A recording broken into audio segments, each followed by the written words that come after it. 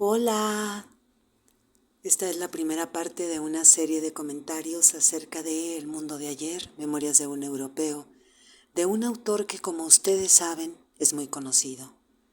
Stefan Zweig escribió numerosas novelas, biografías, dramas, poesía, artículos. Fue uno de los escritores más populares y reconocidos de los años 20, 30 y también después, y también hoy. Autor de novelas como 24 horas en la vida de una mujer, como las biografías de María Antonieta o de Fouché, libros y libros que tantos han leído y que seguimos leyendo, particularmente cuando nos iniciamos en la literatura de Stefan Zweig.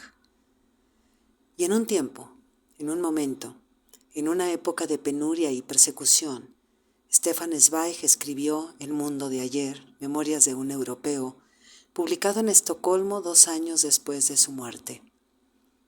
Otro libro que escribió al final de su vida fue Novela de ajedrez, donde también tematiza el ascenso del nacionalsocialismo y la ocupación de Austria por Hitler. Así que, como saben, Zweig era judío, nacido en Viena en 1881. Piensen en esta fecha, ¿cuántos escritores importantes nacieron en ese tiempo? Por ejemplo, James Joyce, Virginia Woolf en 1882, Franz Kafka en 1883, por mencionar solo algunos. Zweig se marchó de Austria en 1934, cuando ya veía lo que estaba por venir, y se marchó primero a Inglaterra y luego a Brasil en 1940. Y ahí, lejos de su patria espiritual, como él le llama, Europa, se suicidó 2 años después, en febrero de 1942. Junto con quien era su segunda esposa, Lotte Altmann. En esos años, entre Inglaterra y Brasil, en el exilio, escribió El mundo de ayer, Memorias de un europeo. Sin duda, un título nostálgico. Un libro autobiográfico en el que apenas aparece su vida privada. Un libro que es además una galería de personalidades. No hay página en que no aparezcan nombres de músicos, artistas, dramaturgos, intelectuales de la época de Stefan Zweig y que él conoció. Theodor Herzl, el creador y fundador del sionismo, el poeta Hugo Hofmannsthal, está Freud, está Rilke, está Verhaeren, poeta belga, está Roland, escritor francés con quien tuvo una gran amistad, está Albert Einstein. Toda esta galería de personajes, personalidades están en este libro. Curiosamente, en ningún momento menciona a ninguna de sus 2 esposas. Friedrich Burger y Lotte Altmann no aparecen nombradas. Tampoco aparecen amigos suyos más cercanos, es decir, no aparecen amistades que no fuesen literarias o artísticas o intelectuales. Lo que hace es verse a sí mismo como un testigo. Así se define él, como un testigo de la época, como el corifeo de una élite intelectual y literaria, como portavoz, también usa esta palabra, de una generación. Por tanto, parece como si quisiera desempeñar un papel secundario en una obra cuyo protagonista es más bien un periodo que coincide con el de su vida. Él, que era tan experto en la escritura de biografías, parece haber querido escribir la biografía de un tiempo, de un determinado periodo de Europa. ¿Cuándo aparece y por qué la primera vez la palabra Europa en el texto descontando el prefacio? La página 31, y es interesante porque tiene que ver con los Habsburgo, que como él dice, antaño dominaron Europa. El párrafo inicia así. Lo voy a leer entero porque es clave y es sustancial para comprender el libro. Está a finales de la página 30 a 31. Un párrafo largo. Inicio. En ninguna otra ciudad europea el afán de cultura fue tan apasionado como en Viena, precisamente porque la monarquía y Austria no habían tenido desde hacía siglos ambiciones políticas ni demasiados éxitos en acciones militares. El orgullo patrio se había orientado principalmente hacia el predominio artístico. Del antiguo imperio de los Habsburgos, que antaño había dominado Europa, se habían desprendido hacía tiempo las provincias más importantes y valiosas, alemanas e italianas, flamencas y valonas, la capital, el baluarte de la corte, la guardiana de una tradición milenaria, había, permanecido incólume, sumida en su viejo esplendor. Los romanos habían colocado las primeras piedras de un castrum, un puesto avanzado para proteger la civilización latina de la barbarie, y al cabo de más de 1000 años el asalto de los otomanos se estrelló contra aquellos muros. Por aquí habían pasado los Nibelungos. Desde aquí iluminó al mundo la constelación de los 7 astros inmortales de la música: Gluck, Haydn, Mozart, Beethoven, Schubert, Brahms y Johann Strauss. Aquí confluyeron todas las corrientes de la cultura europea. En la corte, entre la nobleza y entre el pueblo, lo alemán se unía con alianzas de sangre con lo eslavo, lo húngaro, lo español, lo italiano, lo francés y el flamenco. Y el verdadero genio de esta ciudad de la música consistió en refundir armónicamente todos esos contrastes en un nuevo elemento, peculiar elemento, el austriaco, el vienés. Acogedora y dotada de un sentido especial de la receptividad, la ciudad atraía las fuerzas más dispares, las disentía, las mullía y las serenaba. Vivir en semejante atmósfera de conciliación espiritual era un bálsamo, y el ciudadano inconscientemente era educado en un plano supranacional cosmopolita para convertirse en ciudadano del mundo. ¡Wow! En el mundo de ayer, una y otra vez aparecen estos conceptos.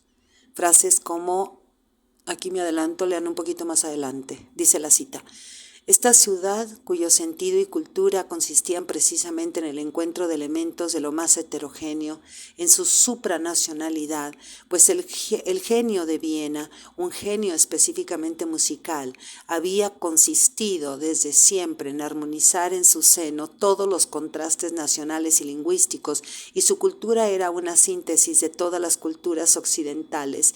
Quien vivía y trabajaba allí se sentía libre de la estrechez del prejuicio. En ningún otro lugar era más fácil ser europeo, y sé que en parte debo a esta ciudad, que ya en tiempos de Marco Aurelio defendía el espíritu romano universal, el haber aprendido temprano a amar la idea de la colectividad como la más sublime de mi corazón. Hasta aquí la cita.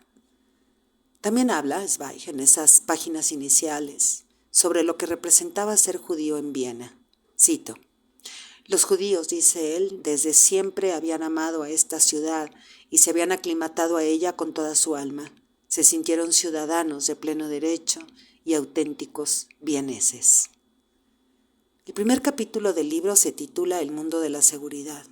Dice Zweig: si busco una fórmula práctica para definir la época de antes de la Primera Guerra Mundial, la época en que crecí y me crié, confío en haber encontrado la más concisa al decir que fue la edad de oro de la seguridad. Miren nada más esta primera frase. Y ahí vemos ya, en esa primera frase del primer capítulo, una muy lograda imbricación entre el yo, el tiempo, la época en que Zweig nació y se crió. Lo que caracterizaba ese mundo de ayer, insiste una y otra vez Zweig, era entonces la seguridad.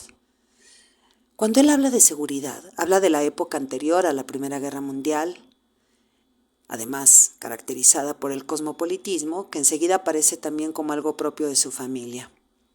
Cito: mi madre, dice, de soltera Batuer, era de procedencia distinta, cosmopolita.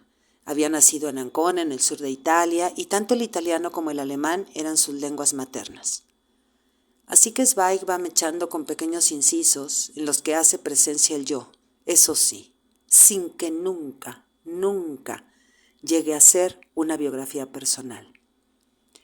En un principio quiso titular a este libro Mis 3 vidas, que se correspondía con las 3 partes del libro. La primera parte anterior a la Primera Guerra Mundial, la segunda a los años 20, la tercera que corresponde con su exilio. Ese título, sin embargo, obvio, presuponía adentrarse demasiado en el yo, suponía una perspectiva más personal y la idea era, en cambio, mostrar las transformaciones más generales de su tiempo, es decir, escribir su propia biografía como la más impersonal de sus biografías. El mundo de ayer, Memorias de un Europeo, tiene 16 capítulos.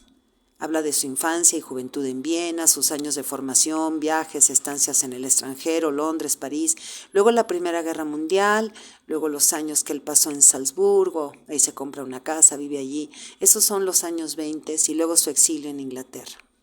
Esas son las partes que se corresponden con Mis tres vidas, título que luego desechó. Aunque quizá hay que pensar que en el fondo esas tres partes son dos. Una, el mundo de ayer, que llega hasta la hecatombe de la Primera Guerra Mundial, y luego una segunda parte que es el descenso y que va hasta el ascenso del nacionalsocialismo y su exilio, la persecución, ya sabemos. En el fondo este libro es el relato de un descenso, de una caída. El estilo de Zweig es muy característico y lo vemos en todas sus obras. Un estilo a veces redundante, repetitivo, lleno de giros retóricos. Por ejemplo, al inicio del capítulo Luces y sombras sobre Europa dice: nunca he amado tanto a nuestro viejo mundo como en los últimos años antes de la Primera Guerra Mundial.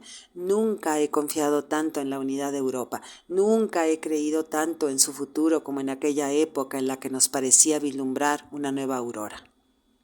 Esas repeticiones forman parte del estilo de Zweig. También, por ejemplo, la página siguiente dice: nunca fue Europa más fuerte, rica y hermosa, nunca creyó sinceramente en un futuro todavía mejor. Nadie, excepto 4 viejos arrugados, se lamentaba como antes diciendo que los tiempos pasados eran mejores. Otra característica de Zweig son esas escenas muy plásticas, esos giros que da para demostrar hacia dónde va el relato. Por ejemplo, cuando narra que el jefe de los servicios secretos del ejército, el coronel Reld, espía de los rusos. Sigo estando en la parte de Luces y sombras sobre Europa para que me sigan un poquito en la lectura. Era su conocido, este coronel, porque coincidían en un café determinado en Viena, pero lo narra de una manera maravillosa. Por otro lado, hay 2 elementos en el mundo de ayer que hacen que la obra, entre comillas, sea eterna. Hay una desesperación contenida, hay un dolor en este libro, un dolor por la desaparición de un mundo y un dolor por el exilio. Algo así, aquí, entre estos renglones, vemos cómo se va convirtiendo el llanto en escritura. Y eso está presente en todas sus páginas. Hay un esfuerzo desesperado por rememorar y por justificar una vida. Y luego el otro elemento, una exaltación permanente del arte y la exaltación de la comunicación entre los espíritus artísticos. Zweig expresa incluso un fanatismo por el arte. ¿Y qué era lo que caracterizaba esa Europa anterior a la Primera Guerra Mundial y que él retrata y cuya desaparición lamenta?